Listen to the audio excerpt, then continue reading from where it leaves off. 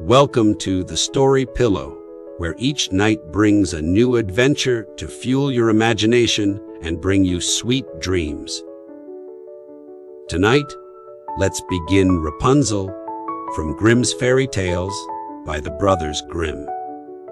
In this magical tale, we meet a young girl with hair as golden as the sun, locked away in a tower by an evil witch. But love and courage will find a way. So, settle in, relax, and let the story carry you to a world of wonder. Let's begin Rapunzel from Grimm's Fairy Tales by the brothers Grimm. There were once a man and a woman who had long in vain wished for a child. At length the woman hoped that God was about to grant her desire. These people had a little window at the back of their house from which a splendid garden could be seen, which was full of the most beautiful flowers and herbs.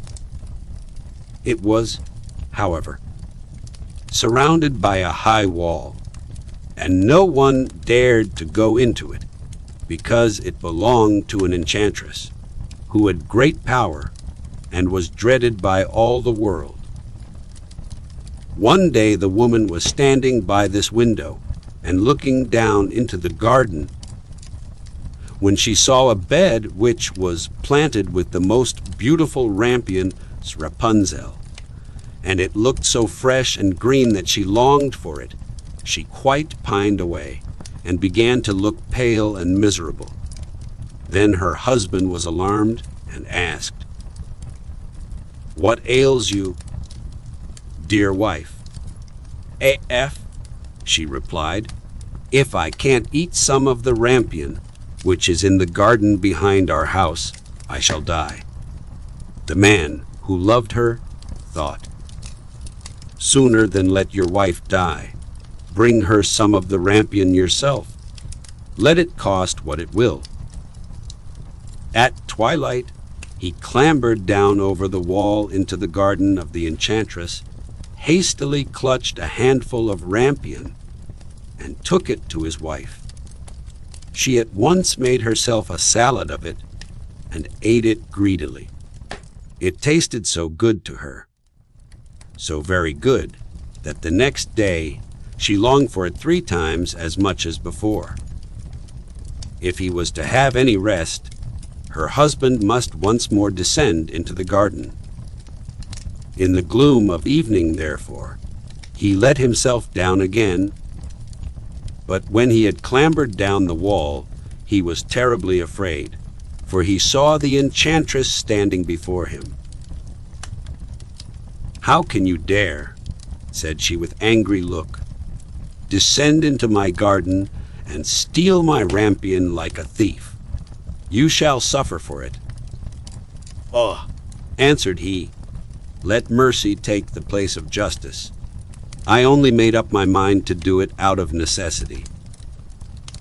My wife saw your rampion from the window and felt such a longing for it that she would have died if she had not got some to eat." Then the enchantress allowed her anger to be softened and said to him, "If the case be as you say, I will allow you to take away with you as much rampion as you will. Only I make one condition. You must give me the child which your wife will bring into the world. It shall be well treated, and I will care for it like a mother." The man in his terror consented to everything, and when the woman was brought to bed, the enchantress appeared at once, gave the child the name of Rapunzel, and took it away with her. Rapunzel grew into the most beautiful child under the sun. When she was 12 years old, the enchantress shut her into a tower, which lay in a forest and had neither stairs nor door, but quite at the top was a little window. When the enchantress wanted to go in, she placed herself beneath it and cried, "Rapunzel, Rapunzel, let down your hair to me."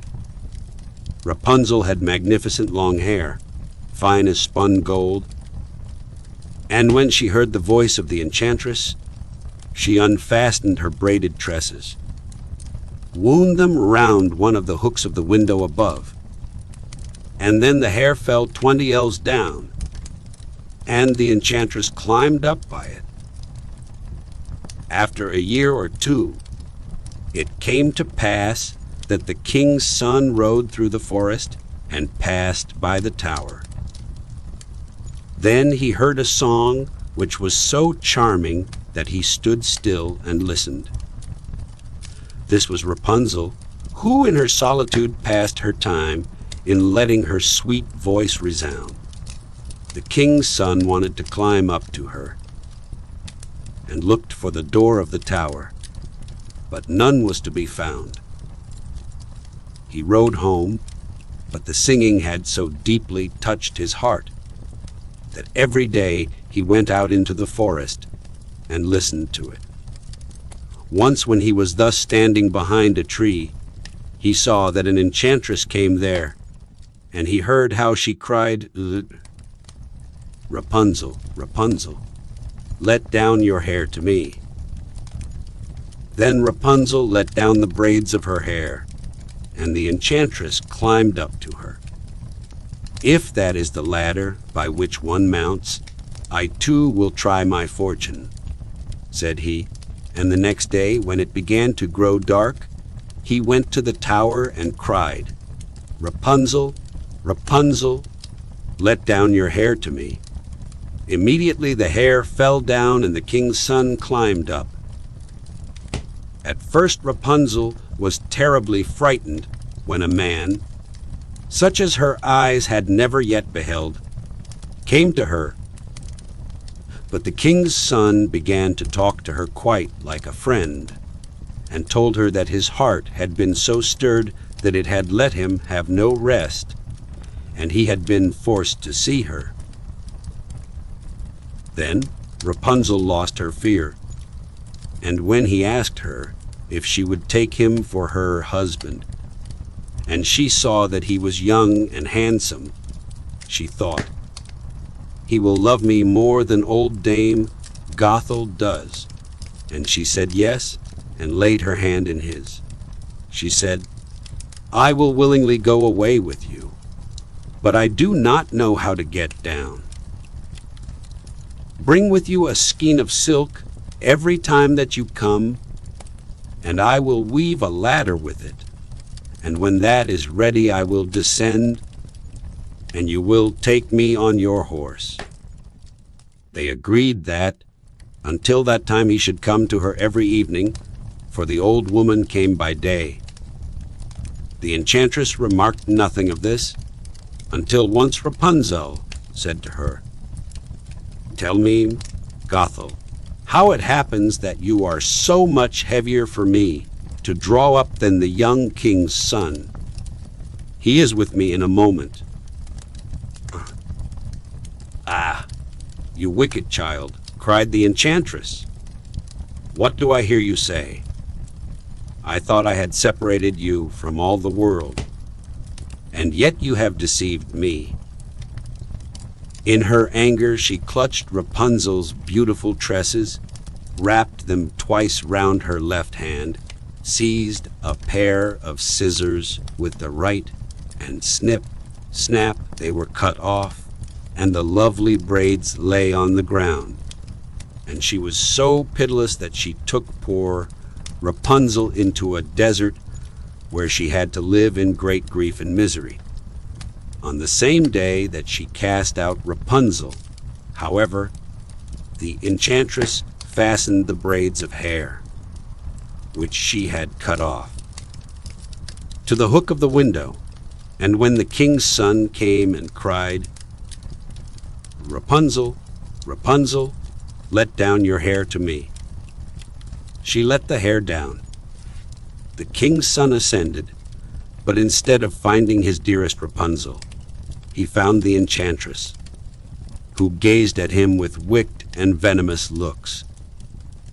"Aha!" she cried mockingly. "You would fetch your dearest, But the beautiful bird sits no longer singing in the nest. The cat has got it and will scratch out your eyes as well. Rapunzel is lost to you.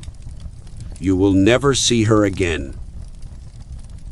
The king's son was beside himself with pain, and in his despair he leapt down from the tower. He escaped with his life, but the thorns into which he fell pierced his eyes. Then he wandered quite blind about the forest, ate nothing but roots and berries, and did naught but lament and weep over the loss of his dearest wife. Thus he roamed about in misery for some years, and at length came to the desert where Rapunzel, with the twins to which she had given birth, a boy and a girl, lived in wretchedness. He heard a voice, and it seemed so familiar to him that he went towards it. And when he approached, Rapunzel knew him and fell on his neck and wept. 2 of her tears wetted his eyes, and they grew clear again, and he could see with them as before. He led her to his kingdom, where he was joyfully received, and they lived for a long time afterwards, happy and contented. And that's the end of Rapunzel from Grimm's Fairy Tales by the brothers Grimm. We've journeyed through her trials and triumphs, from the tower to true love, and the magic that lies within us all. Thank you for joining us tonight, and remember, no matter the darkness, there is always light ahead. Sweet dreams, and we hope to see you again soon here at the Story Pillow.